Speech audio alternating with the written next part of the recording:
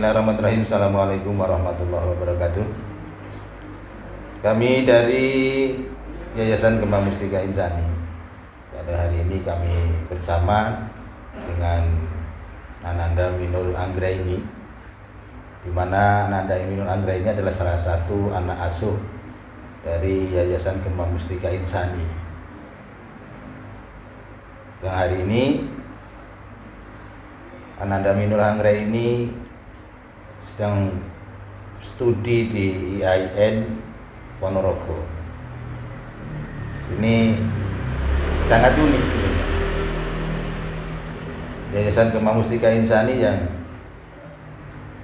bergerak di pengasuhan anak yatim yang berawal dari Blora, Jawa Tengah, bisa menemukan dan bisa bertemu dengan Andana Minul Anggraini yang Anda ini tinggalnya di Wonogiri, ya Mbak? Okay. Wonogiri ya? Okay. Wonogiri. Dulu ceritanya gimana nih? Kan mengenal dengan YGM itu gimana ceritanya? Jadi tahun 2019 itu saya mendapat undangan untuk datang ke YGMI di daerah Taruman Ngadirojo. Itu saat saya duduk di bangku SMK. Kemudian alasan pertama saya mengambil sekolah di kejuruan yakni dengan tujuan agar saya itu mendapatkan kerja dengan mudah. Kemudian kelas 10 SMK itu saya tidak pernah berpikiran untuk kuliah atau melanjutkan studi karena saya memikirkan bahwasanya saya memiliki 2 adik yang masih sekolah juga, dan yang saya pikirkan adalah saya dapat bekerja setelah lulus SMK nanti. Kemudian sewaktu saya lulus SMK ternyata saya tidak lulus tes di penerimaan calon pekerja ke Jepang. Kemudian dari situ saya ke Taruman, kemudian ditanyai siapa yang lulus dari SMA atau SMK. Kemudian dari situ saya ditawarkan untuk kuliah, dan di situ saya masih berpikir karena kuliah itu yang saya ketahui menggunakan biaya yang cukup mahal, dan saya juga memikirkan hal itu. Kemudian dari situ saya mulai berpikir, kalau saya tidak bekerja apakah saya harus begini terus begitu? Apakah saya tidak melakukan suatu perubahan untuk keluarga saya ke depannya? Kemudian itu saya yang pertama itu mau masuk UGM, Pak. Itu yang pertama. Kemudian ternyata saya telat daftar. Dan itu saya mempertimbangkan banyak pertimbangan dikarenakan umur saya waktu itu kan juga sudah lumayan. Jadi umur saya waktu mau masuk kuliah itu sudah 18, dan saya itu berpikir kalau nanti kuliahnya tahun depan saya kan tambah tua gitu loh, Pak. Jadi saya berpikir, jadi cari dulu yang kampus-kampus yang masih menerima. Kemudian saya sudah diterima di kampus Yogyakarta, tapi terkendala biaya, dan akhirnya jenengan memberi solusi di IAIN. Kemudian saya mengikuti tes. Lah ternyata dari situ pun struggle-nya atau rintangannya tidak sampai di situ saja, karena ternyata saat tes pun saya yang notabene lulusan SMK dan materi tes itu adalah kebanyakan Islamiyah, baik dari bahasa Arab maupun sejarah keislaman, itu saya sudah sangat pasrah dikarenakan materi-materi itu tidak diajarkan selagi saya SMK. Jadi materi-materi itu tidak ada di SMK. Ya sangat bertolak belakang. SMK kok iso nang kuliah kan gitu toh. Yeah. Apalagi di kuliahnya di sekolah tinggi Islam kan gitu kan. Yang mana namanya Islam itu identik dengan bahasa Arab. Kan gitu kan. Dan harus mengenal istilah sejarah Islam. Memang begitu gitu. Tapi kan saya lihat tuh basic jenengan saya lihat tuh setiap di apa itu di status jenengan, ya kan? Saya lihat hanya memantaunya dari status jenengan aja. Ternyata jenengan itu aktif di lingkungan masjid, mengajar TPA TPQ anak-anak, gitu kan? Dan lihatnya dari situ. Maka saya berani untuk mengasih motivasinya masuk aja ke IAIN. Dan IAIN yang saya pilih memang Ponorogo karena apa? Itu yang berdekatan dengan YGMI yang ada di Ponorogo. Kan gitu kan? Supaya kami bisa memantau kan gitu kan? Maka kasih motivasi untuk itu. Tapi gimana Mbak? Setelah jenengan masuk ke IAIN, kan gitu kan? Dan itu pun juga butuh biaya. Di awal masuk itu, setelah tes jenengan lulus, apa yang jenengan Anda pikirkan? Yang pertama itu, yang saya pikirkan itu dulu, aduh nanti kuliah itu gimana ya? Maksudnya masuknya saya harus tinggal di mana, saya pikirannya nanti uang buku gimana, uang KT gimana, saya memikirkannya sampai jauh gitu. Terus kemudian itu belum keterima Pak. Setelah keterima itu saya mendapat kabar saking Pak Wiji niku kalau saya besok mau diseleksi KIPK atau beasiswa KIPK di kampus, dari kampus. Di situ saya sangat senang gitu karena alhamdulillahnya ada jalan kemudahan untuk saya berkuliah dan tetap mencari ilmu gitu di IAIN Ponorogo. Ya gini Mbak Minul, ini kan kisah jenengan nih. Ya memang kami pun berharap anak-anak yang punya semangat untuk belajar, ya kan, untuk menempuh masa depan yang baik. Kami itu berharap seperti itu. Maka kami pun jenengan siap untuk masuk itu, jenengan akhirnya memberanikan diri kan gitu kan, istilah memberanikan diri kan gitu kan, ikutin tes gitu kan, akhirnya ikutin seleksi, akhirnya lulus. Nah di situ ada kendala, ternyata di situ berkaitan dengan UKT kan gitu kan, butuh biaya dan lain sebagainya. Tapi kan kami pun juga kan setelah itu kan kami merasa dari YGMI ini, kami sebagai penanggung jawab YGMI bertanggung jawab bagaimana mencarikan jalan keluar supaya jenengan bisa terus sekolah, kan gitu kan? Tapi kami punya kenalan di IAIN Ponorogo, ya ini salah satu dekan di IAIN Ponorogo ini. Ternyata gitu kan, tadi nggak tahu kalau beliau ini dekan, nggak tahu saya.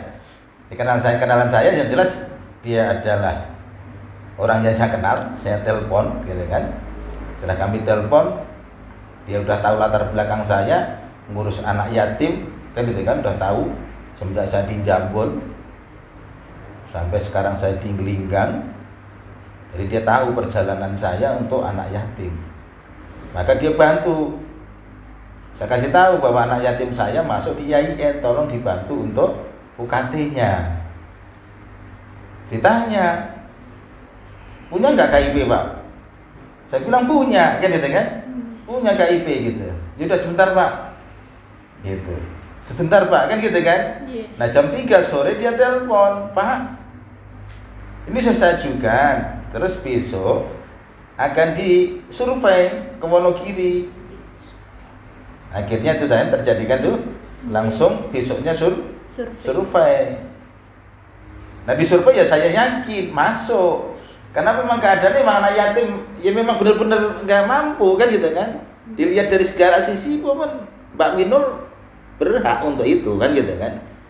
Nah itulah jalan dari Tuhan, jalan dari Allah kan gitu kan untuk Mbak Minul.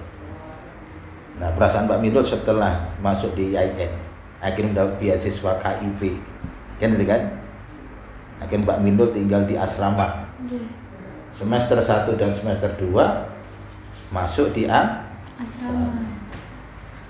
Bagaimana itu? Tinggal di asrama dengan lingkungan yang baru. Mbak Minul dari Wonogiri ini masuk di Ponorogo dengan lingkup banyak pesantren dan orang yang pinter Quran juga banyak. Kira-kira pinter apa tidak tuh? Ya awalnya itu waktu kuliah saja saya sudah merasa kayak bisa nggak ya gitu, bisa nggak ya ngikutin teman-teman yang notabene mereka lulusan pondok, lulusan MA, lulusan pesantren yang agamanya itu sudah tidak perlu ditanyakan lagi, sudah tidak perlu diragukan lagi. Kemudian dari situ saya mulai, loh mereka saja bisa, kenapa saya tidak? Terus saya memang awalnya itu saya sedikit tidak percaya diri dengan kemampuan saya, dimana saya masih ragu dengan akademik saya, apakah saya nanti bisa mengejar akademik saya di IAIN ini sendiri. Kemudian mulai dari seputaran kampus saya sudah merasa minder, tapi apakah minder itu nanti jika saya teruskan akan berakibat baik untuk saya, kan juga tidak. Jadi nah, berarti ini ya Jadi titiknya di sini. Kenapa kalau titiknya ada di sini? Itu berapa hari masuk di kampus, itu tuh tahu-tahu ada kabar itu pingsan gitu Pak. Ini pingsan. Iya. Itu kenapa pingsan? Saya tanya kenapa pingsan, padahal udah saya kasih tahu. Kalau ada apa-apa, kebutuhan terutama untuk makan, karena emang di asrama kan nggak boleh masak, semuanya harus beli. Kalau nggak punya duit ngomong, biar nanti nggak telat makan, kan gitu kan. Nah itu asam lambungnya katanya kumat, akhirnya dia pingsan, masuk rumah sakit, kan? Lah gua bingung, lah kan tanggung jawab ke saya sudah, orang tua sana kan.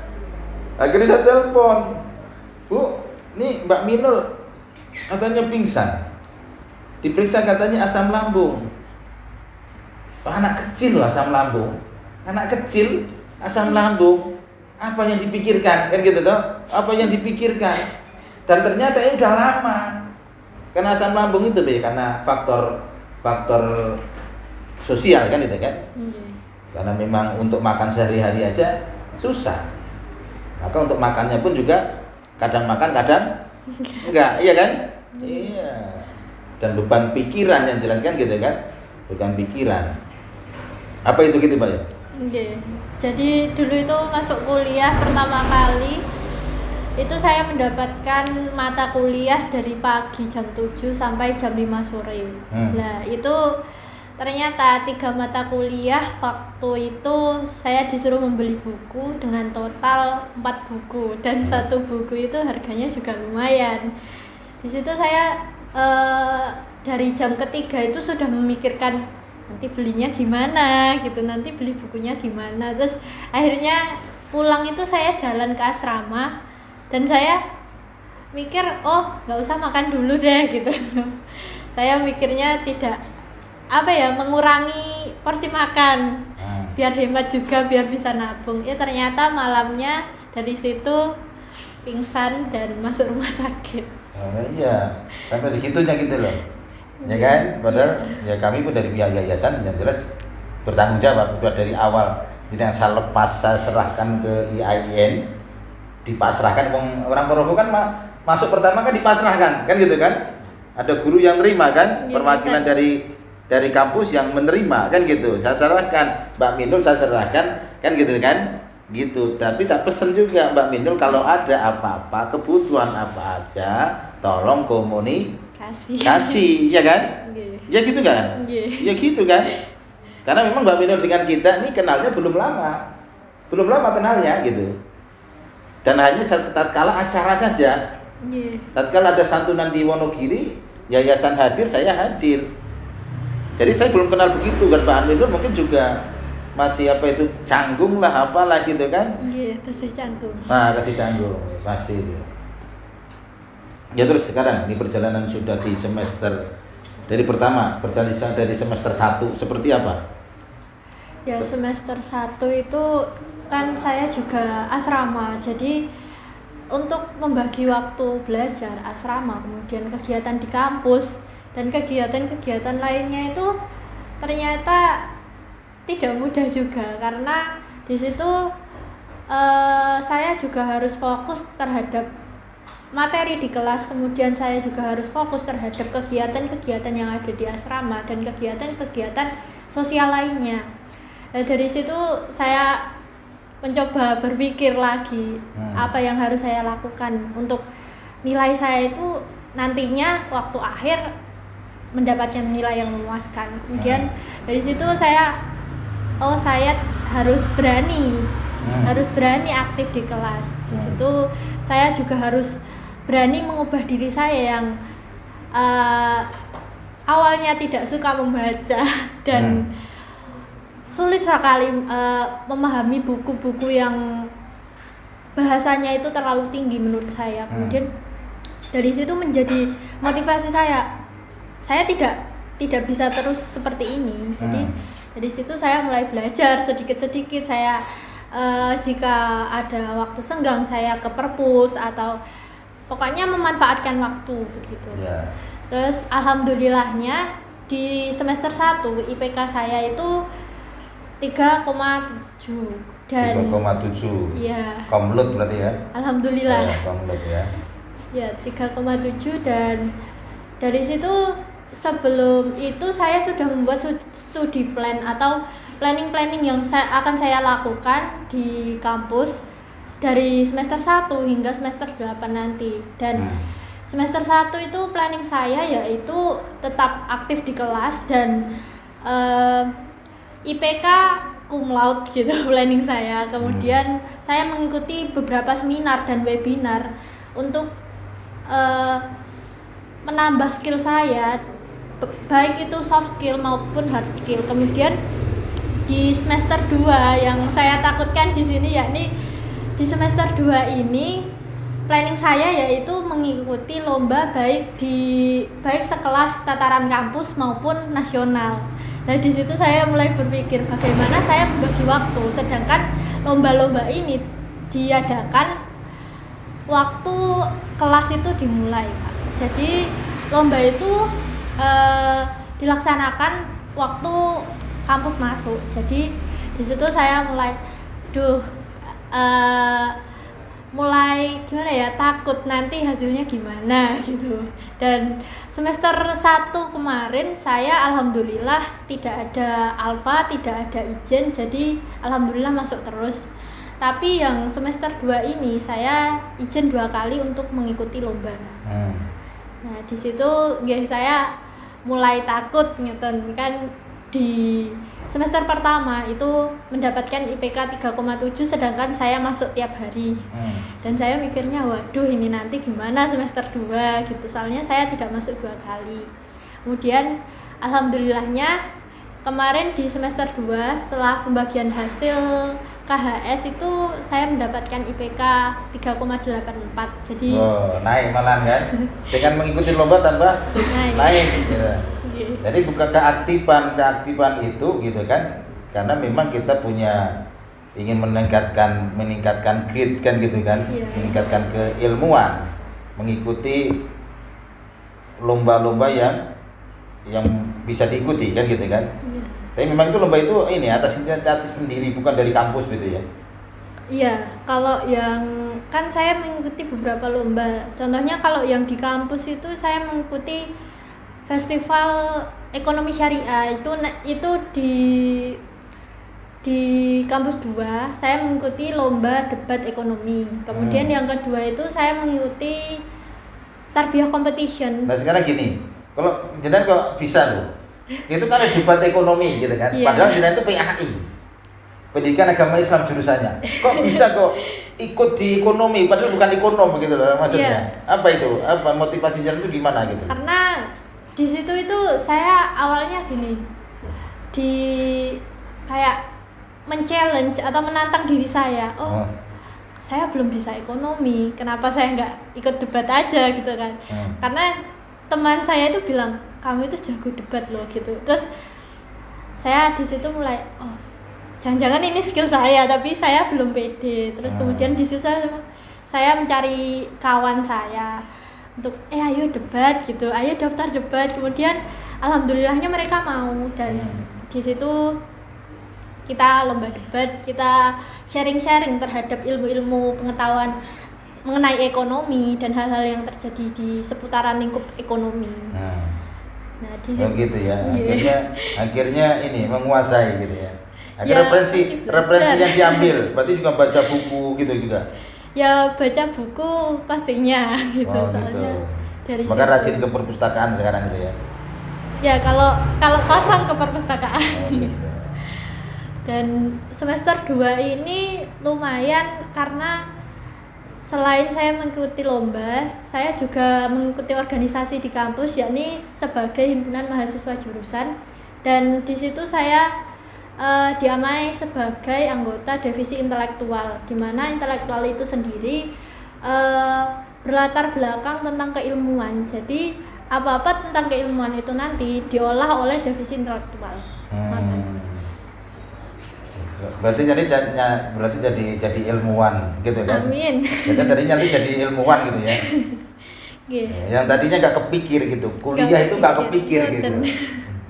Tapi bersama dengan JGMI ternyata bisa. Jadi Yayasan Gema Mustika Insani ini saya sampaikan bahwa ini adalah wujud partisipasi kami di masyarakat, membantu pemerintah dalam menyelesaikan masalah sosial, ya terutama untuk anak-anak yatim yang mereka semangat dalam menjalankan pendidikannya, cuman terkendala karena keadaan sosial yang dihadapinya. Ini salah satu contoh YGMI ikut peran serta dalam mencerdaskan kehidupan bangsa. Dan sudah dirasakan Mbak Minul ya? Sudah dirasakan kan? Ya, ayo terus bersama JGMI.